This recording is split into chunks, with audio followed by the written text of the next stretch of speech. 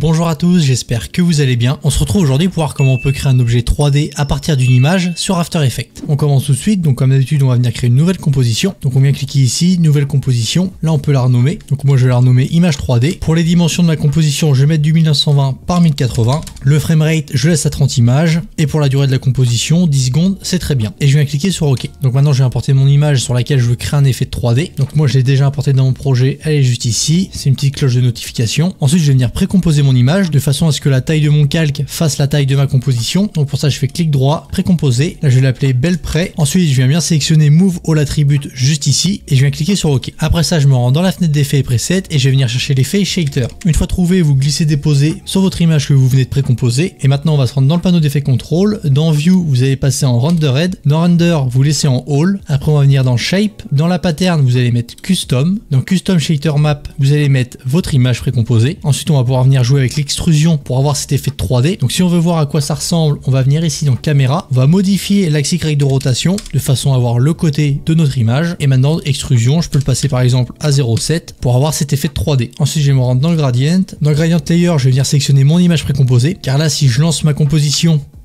on voit que j'ai un effet qui a été appliqué à mon image précomposée et moi c'est pas ce que je veux. Donc ici dans le gradient layer, je sélectionne mon image précomposée. Je vais pouvoir fermer les paramètres de gradient. Je vais venir dans texture et on va venir modifier le side mode. Donc je peux prendre par exemple color, ce qui va me permettre d'appliquer une couleur à mon effet de 3D. Donc je peux venir modifier la couleur juste ici. Donc je peux la passer par exemple en rouge. Je clique sur OK et j'ai un rouge qui a été appliqué. Donc c'est normal que le rouge soit pas le même que celui que je viens de sélectionner car il y a un effet de lumière qui est intégré à l'effet. Donc si je veux le modifier, je vais aller tout en bas. Je vais aller dans Lightning, Light Type, je vais le passer en First Complete. Et ici dans Ambient Light, je vais le passer à 1. Et maintenant, je peux retourner en haut et changer ma couleur. Donc, je peux prendre ma petite pipette et choisir par exemple le orange qui se trouve en haut. Et ensuite, vous pouvez venir modifier le back mode. Donc là, moi, ça va pas me servir pour l'exemple. Mais si j'avais eu par exemple une image recto verso d'un téléphone, j'aurais pu mettre l'arrière du téléphone ici en choisissant Layer et en venant ici dans Back Layer et à la place de None, venir choisir l'arrière de mon téléphone. D'ailleurs, si ça vous intéresse que je vous montre comment créer un téléphone 3D sur After Effects, n'hésitez pas à me le dire en commentaire. Je me ferai un plaisir de vous faire la vidéo. Donc là, je vous ai présenté tous les paramètres les plus importants que vous pouvez modifier pour avoir cet effet de 3D sur une image. Donc maintenant je vais vous montrer un petit tip si vous voulez intégrer un dégradé à la place d'une couleur ou d'un layer.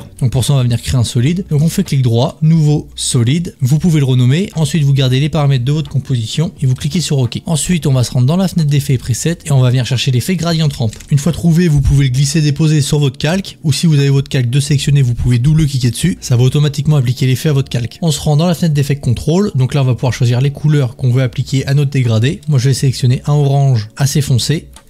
Je clique sur OK. Ensuite, je vais venir choisir à la place du blanc un jaune assez foncé aussi.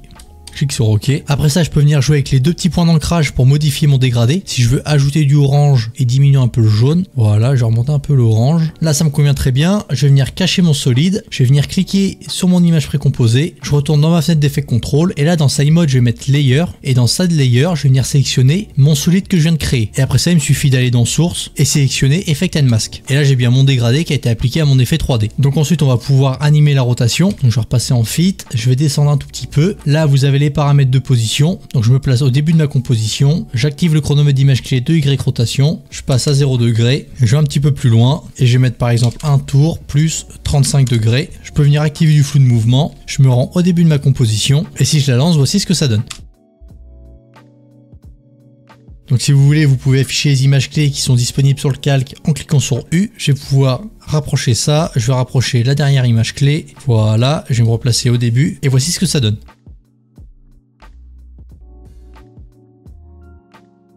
Donc ça c'était le premier exemple, on passe tout de suite au deuxième. Donc pour ça je vais venir créer une nouvelle composition. Donc je retourne dans ma fenêtre projet, je vais venir faire clic droit, nouvelle composition. Là je peux la renommer. Donc pour l'exemple, moi je vais vous faire une pièce. Donc je vais noter pièce 3D. Pour les paramètres de ma composition, je laisse tel quel et je clique sur OK. Donc pour venir créer une pièce, je vais venir sélectionner mon ellipse tool. Donc je reste appuyé sur mon rectangle tool. J'ai les différentes formes qui s'affichent. Je sélectionne l'ellipse. Je viens sur mon plan. Je reste appuyé sur Maj pour faire un rond parfait. Je dessine mon cercle. Une fois mon cercle dessiné, je vais venir enlever la stroke juste ici. Je sélectionne None et dans Fill Color, je vais venir sélectionner Solid Color. Après ça, je me rends dans la fenêtre Align. Je vais le centrer en largeur et en hauteur. Je peux venir aussi dans Encore Point Mover pour centrer le point d'ancrage. Voilà, c'est parfait. Ensuite, je je vais pouvoir venir ajouter le signe euro sur ma pièce. Mais avant ça, je vais vous montrer que vous pouvez avoir l'effet directement sur votre calque. Donc pour ça, vous venez activer la 3D. Là, normalement, quand vous déroulez les paramètres, vous retrouvez géométrie options. Donc si jamais comme moi il est grisé, vous venez cliquer ici sur changer le rendu. Et là, de classique 3D, vous mettez 3D avancé et vous cliquez sur OK. Donc maintenant, j'ai bien les effets de géométrie options. Donc je vais cliquer dessus et là, je retrouve bien mon paramètre d'extrusion que je vais passer à 50. Et maintenant, pour voir le résultat, je vais cliquer sur mon calque. Je vais appuyer sur R pour afficher les paramètres de rotation. Dans l'axe Y, je vais les passer à 35. Et là, on voit qu'on a bien notre effet de 3D. Donc moi, je vais faire CTRL Z pour annuler ce que je viens de faire car je vais vouloir ajouter mon signe euro et le précomposer avant de faire mon effet. Je vais venir enlever la 3D. Je vais me rendre en haut dans la barre d'outils. Je vais sélectionner mon outil texte. Je clique sur mon plan. Je vais venir noter mon signe euro. Je me rends dans la fenêtre à ligne. Je vais le centrer en largeur et en hauteur. Après ça, je vais venir précomposer ma pièce. Je fais clic droit, précomposer. Là, je vais pouvoir l'appeler pièce prêt. Je viens cliquer sur OK. Comme tout à l'heure, je vais venir sélectionner mon effet de shader. Je glisse et je le dépose sur ma pièce précomposée. Dans View, je le passe en Render. Render, je le mets bien en All. Dans Shape, la pattern, je la passe en Custom. Dans Custom Shader Map, je vais passer de None à ma pièce précomposée. Ensuite, pour modifier l'épaisseur de ma pièce, je vais venir modifier le paramètre d'extrusion. Mais avant ça, je vais venir dans Caméra Position. Et l'axe Y, je vais le passer à 35. Ça va me permettre de mieux voir le côté de ma pièce. Donc l'extrusion, je vais la passer à 0,7.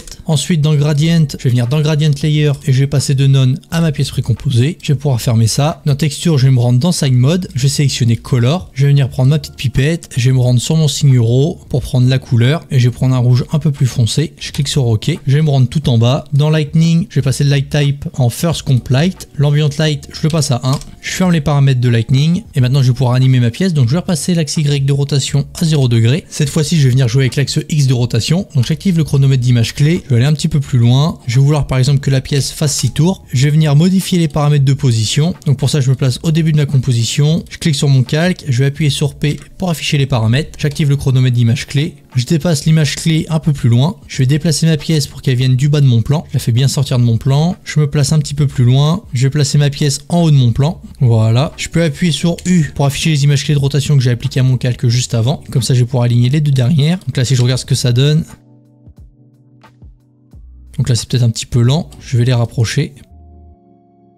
Voilà, là ça me semble assez rapide. Ensuite, je peux sélectionner les images clés et faire F9. Donc maintenant, on va venir donner un peu de style à notre pièce. Donc pour ça, on va faire clic droit, nouveau Adjustment Layer. On va se rendre dans le panneau d'effets preset. On va venir chercher Deep Glow. Donc ce glow n'est pas disponible de base sur After Effects. C'est un plugin qui est payant. Mais vous pouvez utiliser par exemple l'effet Glow qui est disponible de base sur After Effects. Donc je le glisse et je le dépose sur mon Adjustment Layer. Je vais passer l'exposition à 0,2. Le radius à 250. Après ça, on va ajouter du bruit. Donc on va venir chercher l'effet Noise. On glisse et on le dépose sur notre Adjustment Layer. On passe le montant à 15. Je vais pouvoir fermer les effets juste ici. Après ça, je vais venir chercher l'effet de Turbulence Displace que je glisse et que je dépose sur mon Adjustment Layer. Je vais passer le montant à 20, la size à 4. Je vais me rendre dans Évolution Option. Dans Random Seed, je vais rester appuyé sur Alt et je clique sur le chronomètre d'image clé. Là, vous avez la fenêtre d'expression qui vient de s'ouvrir. Vous avez marqué Time étoile 7. Je viens cliquer en dehors de mon panneau d'expression. Je vais dans mon panneau d'effet contrôle. Je vais venir dupliquer le Turbulence Displace. Donc pour ça, je clique dessus. Je fais clic droit, Duplicate. Ensuite, je vais passer le montant à 8 et la size à 8. Et maintenant, je vais pouvoir fermer ces paramètres là. Je vais pouvoir aussi fermer les paramètres de mon Adjustment Layer. Donc là, si je regarde ce que ça donne,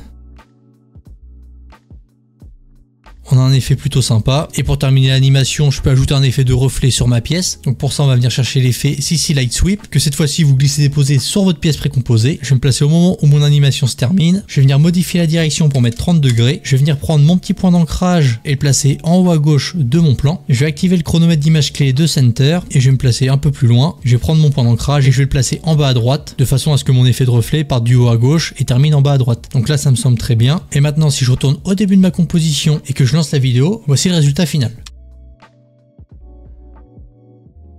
Et voilà, on arrive déjà à la fin de cette vidéo. J'espère qu'elle vous a plu. Donc comme d'habitude, n'hésitez pas à liker la vidéo, à me dire en commentaire quelle vidéo vous voulez voir sur la chaîne. Et en attendant, moi je vous dis à la prochaine. Bye bye.